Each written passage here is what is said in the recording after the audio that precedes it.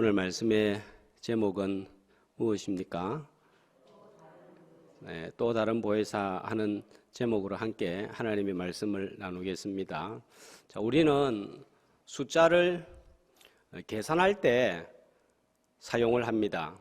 돈을 세고 인원수를 파악하고 물건의 숫자를 헤아리고 책액이 몇 건인지 셀 때에 사용합니다. 근데 어떤 숫자들은 보면 그 숫자에 의미를 부여하지요. 우리 동양에서는 사는 어떤 의미로 사용되고 있습니까? 죽을 사 이렇게 의미를 부여해가지고 엘리베이터에 보면은 사가 없어요. 그래서 바로 5, 6으로 올라갑니다. 성경에 보면은 숫자의 의미를 부여해서 그 의미를 드러내고 또 사용하는 것을 자주 보는데 대표적인 숫자 몇 개만 말해보면 3, 4, 7, 10 정도가 되겠습니다. 3은 어떤 숫자인가요? 하늘의 숫자입니다. 왜 하늘의 숫자죠? 성부, 성자, 성령, 하나님을 상징을 합니다. 그래서 중세교회에서는 교회 건물을 지을 때 문이 몇 개인가 하면 3개로 입구에 짓는 거예요. 그래서 이 교회가 하늘로 천국으로 들어가는 문이다 그렇게 상징을 했습니다. 사는요?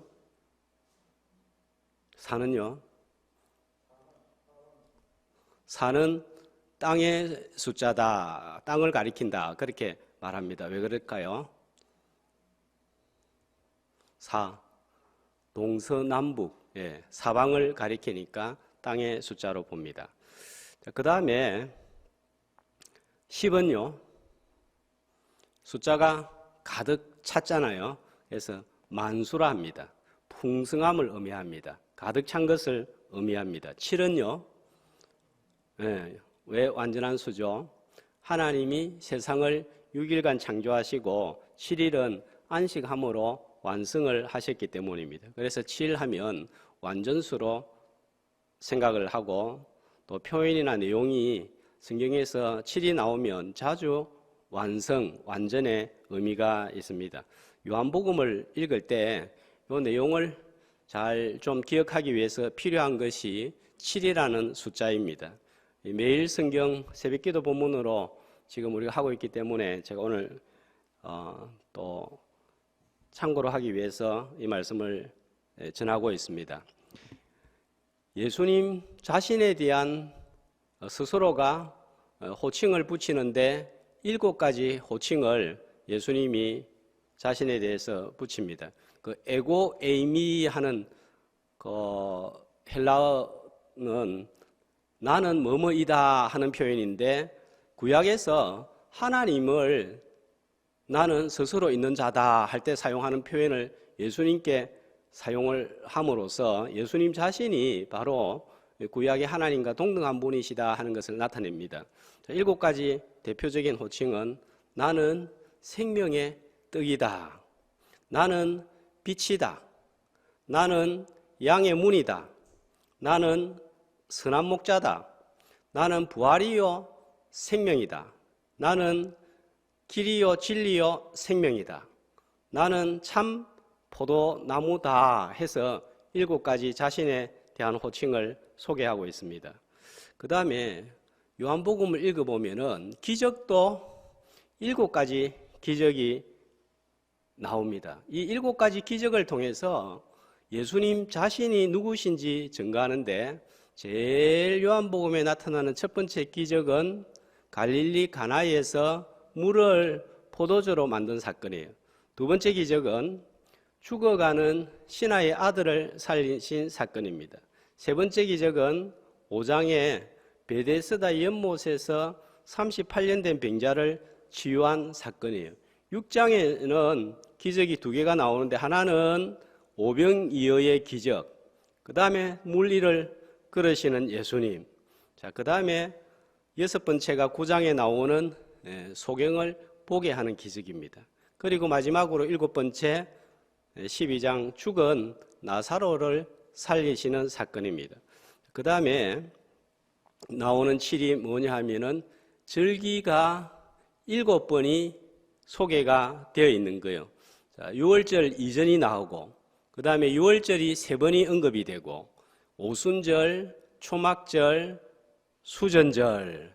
그러니까 7호칭, 7기적, 7절기가 나옵니다. 그래서 요한복음을 읽을 때는 777 이 숫자를 기억하고 염두에 두고 읽으면 도움이 되겠고, 요한은 요한복음을 기록하면서 의도적으로 이 7번이라는 숫자를 사용하는 것을 볼 수가 있습니다. 자, 요한복음을 내용으로 크게 두 부분으로 나누면 1장에서 12장까지, 자, 12장의 내용은 죽은 나사로가 살아나는 부분입니다. 예수님의 공적인 사역이 거의 1장에서 12장에 다 기록이 되어 있습니다. 7가지 기적도 호칭도 거의 여기에 다 들어있습니다. 12장 마지막 기적인 죽은 나사로를 살리는 사건은 예수님의 공적인 사역의 마지막이라고 볼 수가 있습니다. 죽은 나사로 사건을 통해서 예수님께서 죽지만 살아나실 것을 미리 알려주신 사건이 이 사건이에요.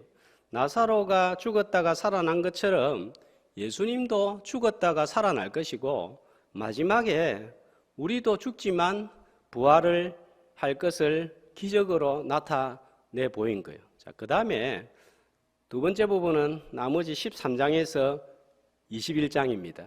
자, 13장에서 17장은 고별 설교와 중보 기도가 나오고, 자, 이 부분만 제외하면 18장에서 20장까지는 예수님의 죽으심과 부활에 관한 내용이고, 21장은 마무리로 끝이 납니다. 자, 새벽기도 시간에 제가 13장부터 16장 조금 소개했는데, 제자들한테 지상에서 마지막으로 행하신 설교로 하여서 어떤 설교라고 부르죠?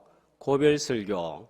또 다락방에서 만찬을 하고 설교하셨다 해서 이 설교를 가리켜서 다락방 강화라고 불립니다. 13장에서 세속식으로 섬김의 본을 보여주셨습니다.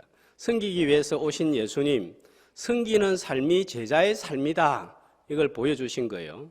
자, 그리고 예수님은 13장 33절 말씀해 보면 이제는 예수님이 제자들을 떠나실 것을 말씀을 하십니다.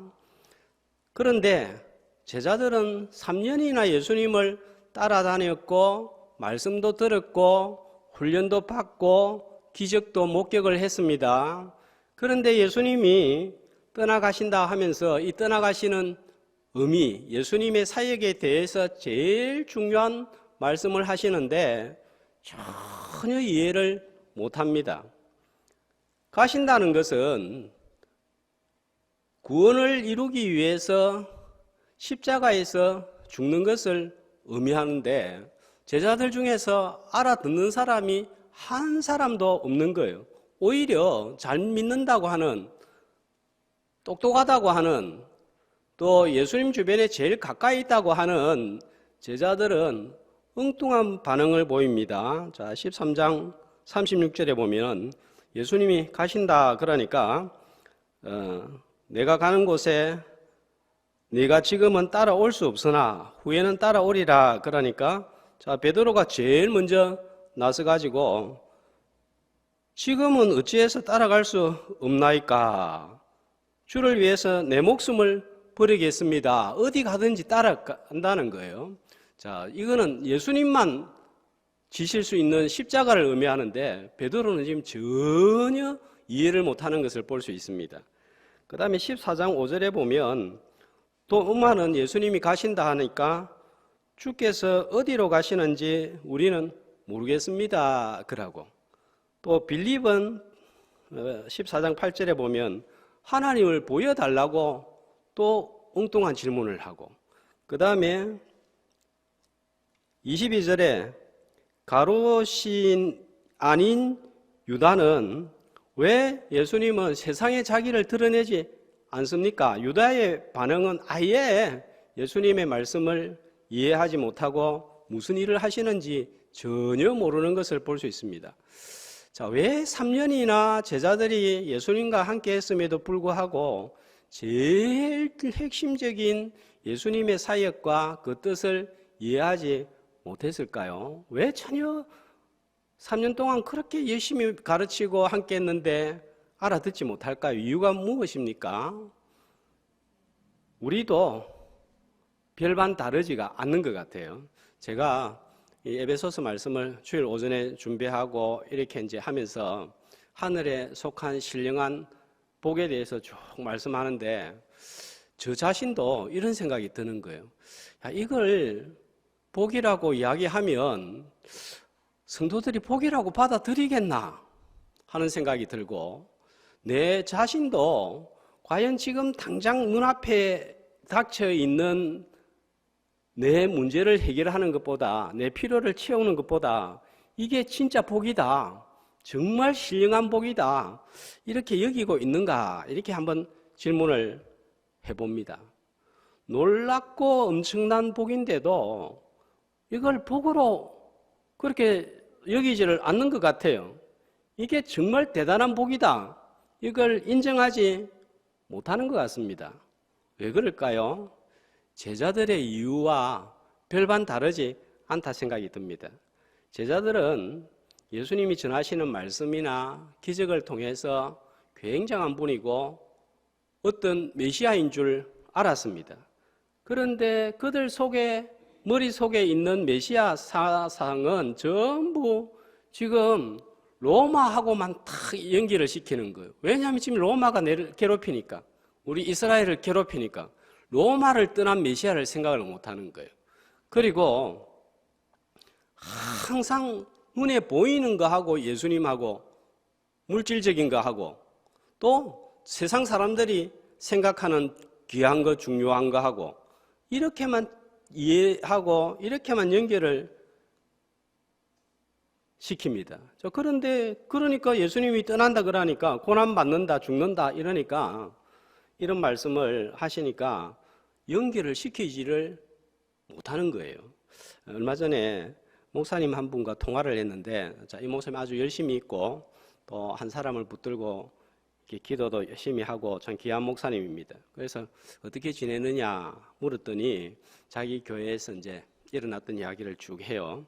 고등부 아이들이 기적적으로 대학에 몇 명이 들어갔고 또 영 장사가 안 되는 집사님 가게가 좀 잘 돼가지고 그분이 교회도 잘 나오고 또 어느 성도 중에서 일이 풀려가지고 또 기도 응답을 받아가지고 너무 좋아해서 교회를 잘 나온다.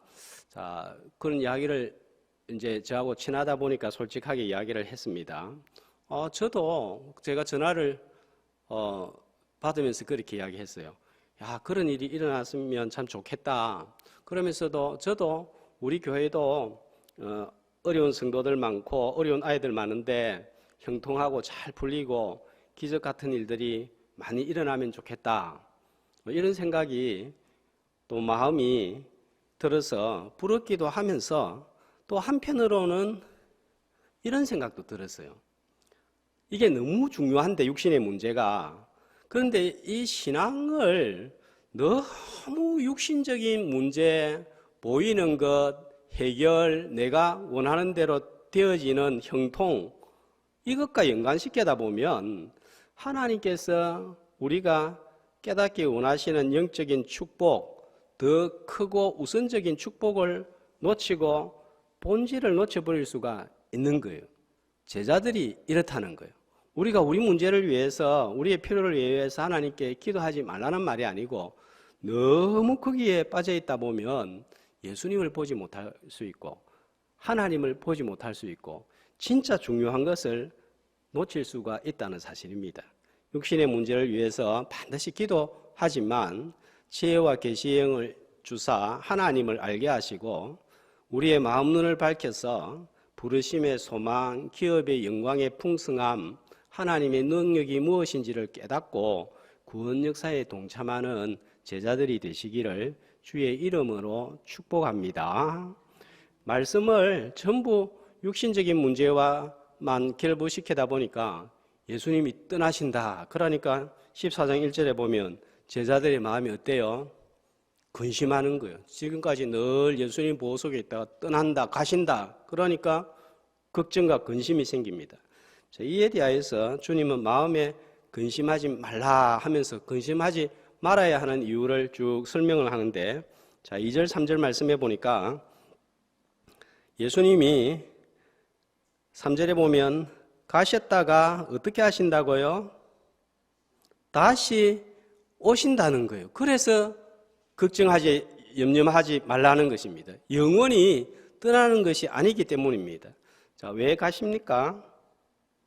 예수님이 가시는 이유가 무엇 때문입니까? 3절에 보니까 거처를 예비하러 가십니다. 자, 이것은 무슨 의미입니까?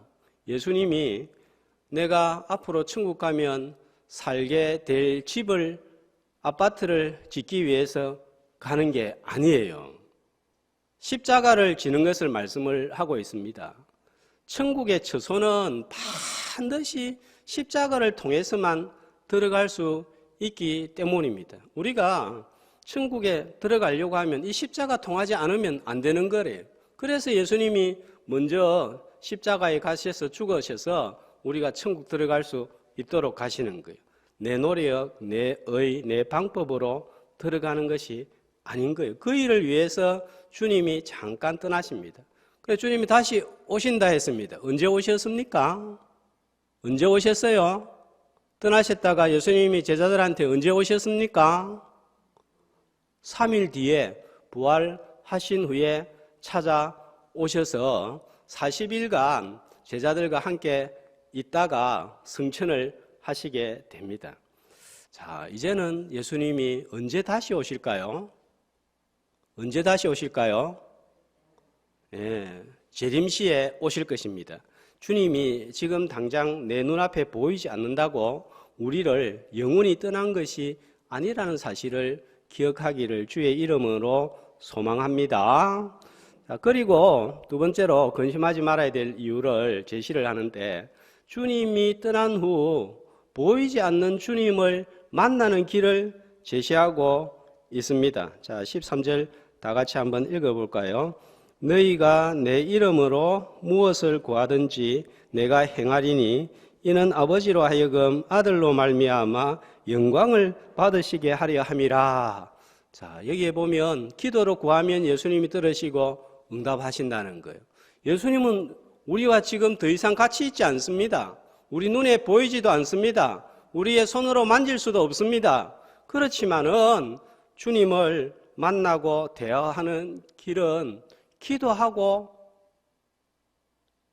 하나님 앞에 나오는 거예요. 주님 앞에 나오는 거예요.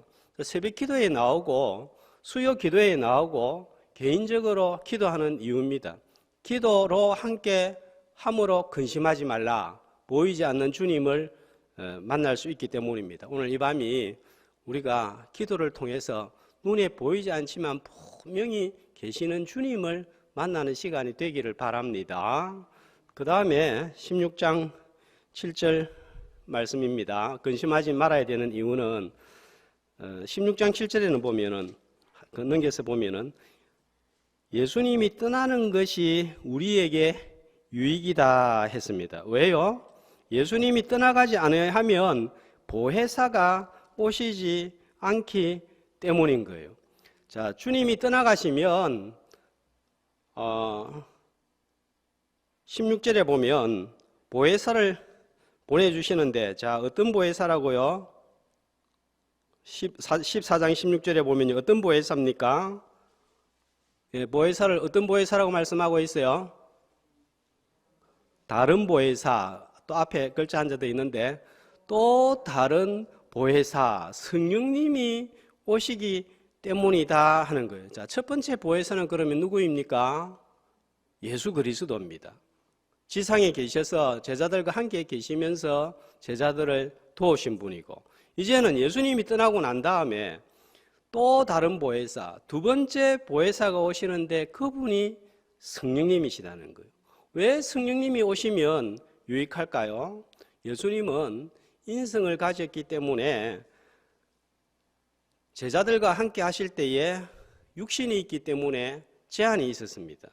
성령은 하나님의 영이시기 때문에 계시는 데에 제한이 하나도 없습니다. 그래서 17절 말씀해 보면은 이제 이 성령님이 어디에 계십니까? 끝에 말씀해 보면 그는 너희와 함께 거하시며 너희 속에 계시겠습니다. 언제까지요? 16절에 보면 영원토록 계신다는 거예요. 그러니까 어디를 가든지 함께 하시고 성령님은 동행하십니다. 그러므로 근심하지 말라고 하시는 거예요. 오늘 시작하기 전에 성령에 관한 찬양을 이렇게 불렀는데 우리가 이 성령님을 안다고 하면서도 이 예수님, 하나님은 좀 많이 언급하고 늘 마지막에 기도할 때 시작할 때 하나님 아버지하고 마지막에 예수님 이름으로 기도합니다. 이렇게는 많이 하지만 이 성령에 관해서는 하나님 예수님에 비해서 생각하는 것도 기억하는 것도 적용하는 것도 참 좀 떨어지는 것 같아요. 그래서 이 성령에 관한 찬송도 같이 부르면서 또 이 성령님을 기억하고 또 성령님이 우리 안에 계심을 그렇게 환영하고 의지하고 나아가야 되겠습니다. 자, 이 성령님이 오셔서 우리에게 주신 놀라운 은혜와 복이 26절에 있습니다. 자, 어떤 일을 하십니까? 성령님이 오시면요. 모든 것을 가르치고 예수님이 전한 말씀한 모든 것을 생각나게 하시는 거예요. 그러니까 성령님이 역사하시는데 뭐가 있어야 됩니까? 철저하게 말씀을 따라서 역사하시는 거예요. 기차가 달리는데 그냥 아무 곳에서나 못 달립니다. 어디에 달립니까? 레일 위를 달리는 거예요. 그러니까 성령님은 진공 상태에서 역사하지 않습니다. 성령님이 역사하실 수 있는 길을 우리가 만들어야 되는데 그 길이 뭡니까? 말씀을 듣고 말씀을 보고 그렇게 할 때 말씀을 들을 때 성령님이 역사하시는 거예요. 깨닫게 하시는 거예요. 자, 이것이 중요합니다. 자, 예수님은 15절 말씀해 보면 이런 보혜사 성령님을 이야기하다가 좀 뭔가 문맥에 맞지 않는 말씀을 합니다. 뭐에 관한 말씀입니까? 너희가 나를 사랑하면 갑자기 사랑에 관한 말씀을 합니다. 자, 그 다음에 뒤에 나의 계명을 지키리라. 또 21절에도 나의 계명을 지키는 자가 나를 사랑한다. 그 다음에 23절에도 보면 나를 사랑하면 내 말을 지킨다. 뭔가 뜬금없는 소리를 갑자기 하는 것 같아요. 자, 여기에서 사랑과 철저하게 연결시키는 게 무엇입니까? 15절, 21절, 23절 말씀해 보면요. 사랑은 어떻게 하는 것입니까? 말씀을 행하는 거예요. 그런데 지금 제자들이 올바른 사랑을 할 수가 있겠습니까? 예수님이 하시는 말씀을 전혀 깨닫지 못하고 이해하지 못하는 거예요. 어떻게 사랑할 수 있습니까? 전부 다 사랑하면 계명을 지킨다는데 제자들은 말씀에 무지했습니다. 참 사랑이 불가능합니다. 그러나 성령이 오시면 말씀을 깨닫고 사랑할 수 있게 된다 하는 거예요. 그 결과로 27절에 누리게 되는 것이 무엇입니까? 27절에 보면 평안을 너희에게 끼치노니 세상이 주는 것하고 다른 평안을 누리게 되는 거예요. 자, 보혜사 하면 제가 자주 말씀드리는데 헬라어로는 파라클레이토스, 옆에서 계셔서 도와주시는 분, 내 옆에 계셔서 위로하시는 분, 영어로는 헬프 하는 의미입니다. 자, 성경에서 이 성령님을 상징하고 비유하는 것들은 굉장히 많이 있습니다. 15절, 21절, 23절에 보면 이 보혜사 성령님이 말씀을 깨닫고 지키게 하셔서 사랑의 열매를 맺게 하시는 것. 갈라디아서 5장 22절에 보면 오직 성령의 열매는 사랑과 희락과 화평과 오래 참음과 자비와 양성과 충성과 온유와 절제의 열매입니다. 자, 우리가 이게 계속 맺어가야 할 우리 내적인 열매잖아요. 좀 많이 이제 달라졌다 싶은데 어느 날 또 예자가 툭 튀어나오고 또 제자리인 것 같고 그렇습니다. 그러니까 이 성령님이 언제까지 필요합니까? 계속 필요한 거예요. 순간순간마다 필요한 거예요. 조금 잘못하면 본성이 예자가 팍 살아나가지고 일을 그르칩니다.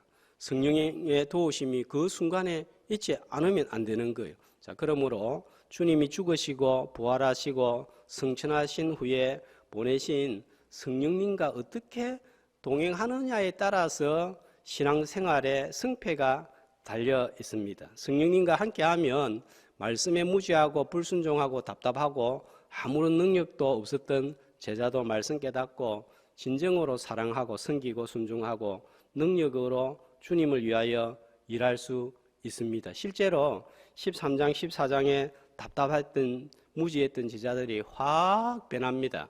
언제 변합니까? 사도행전 2장의 오순절 성령이 임하신 후에 완전히 딴 사람이 됩니다. 갈릴리 변방의 어부 출신들이 세계의 심장 로마를 정복하고 에베소를 정복하고 고린도를 정복했습니다. 아무리 대단한 사람도 성령과 동행하지 않으면 신앙생활에 재미가 없고 기도가 재미가 없습니다. 그래서 우리의 간절한 기도 제목은 하나님 날마다 때마다 일마다 내가 성령의 지배를 받는 성령 충만한 그리스도인 되게 하여 주옵소서. 이것이 우리의 늘 기도 제목이 되기를 소원합니다. 자, 우리가 지난번에 NLTC 훈련 받을 때 하나님을 전적으로 신뢰하지 않는 세상적인 그리스도인의 삶은 어떠한가 위의 그림을 한번 보면, 자, 예수님이 내 마음에 있지만 나를 지배하지 못하면, 자, 예수님은 어디에 있습니까? 내 마음에 들어와 있지만은 저기 구석에 있고 중심에 누가 앉아 있어요? 내가 딱 앉아 있으면 영적 자원에 대해서 무지하고 불신앙하고 불순종합니다. 율법적인 신앙생활을 합니다. 시기와 근심과 걱정과 죄책감에 빠져듭니다. 삶의 목적이 없습니다. 하나님과 이웃에 대한 사랑이 식어가고 성경 말씀에 대한 열정도 식어가고 기도도 게을러집니다. 자, 그러나 하나님을 신뢰하는 성령 충만한 그리스도인의 삶. 자, 다음 그림을 보면은, 자, 이런 이제 제대로 되어 있는 거예요. 자, 다음 그림을 넘겨주시면요. 중심에, 자, 누가 앉아 있는가 하면요. 자, 다음 그림입니다. 네, 자, 요 그림 웃으면은 이 그림을 넣어버리면 좋겠습니다. 십자가가 딱 중심에 앉아 있는 거예요. 요 그림 아닙니다. 자, 그러면 예수님 중심의 생활이 되고 응답받는 기도 생활이 있고 말씀을 깨닫고 하나님을 신뢰하고 하나님께 순종하고 성령의 권능을 받습니다. 다른 사람을 예수님께로 인도하게 되고 넓은 마음이 생기고 용서하는 마음이 생기고 사랑하는 마음, 섬기는 마음이 생기는 거예요. 이게 여러분 내 본성으로 되겠어요? 성령이 나를 지배할 때에 비로소 일어나는 일인 줄로 믿습니다. 그렇게 될 때 일상의 작은 부분 하나까지도 하나님을 의지하고 영적으로 성장하게 되고 이런 특성들이 분명하게 나타나게 됩니다. 자, 어떻게 성령의 충만을 받을까 하는 것이 우리 신앙생활의 열쇠입니다. 근심하는 마음이 있죠. 주님은 보이지 않지만 승천하신 후에 보내신 성령의 충만을 받고 사랑의 열매를 맺고 능력을 받고 권능으로 믿음 생활하고 평안을 누리는 저와 여러분 되시기를 주님의 이름으로 축복합니다.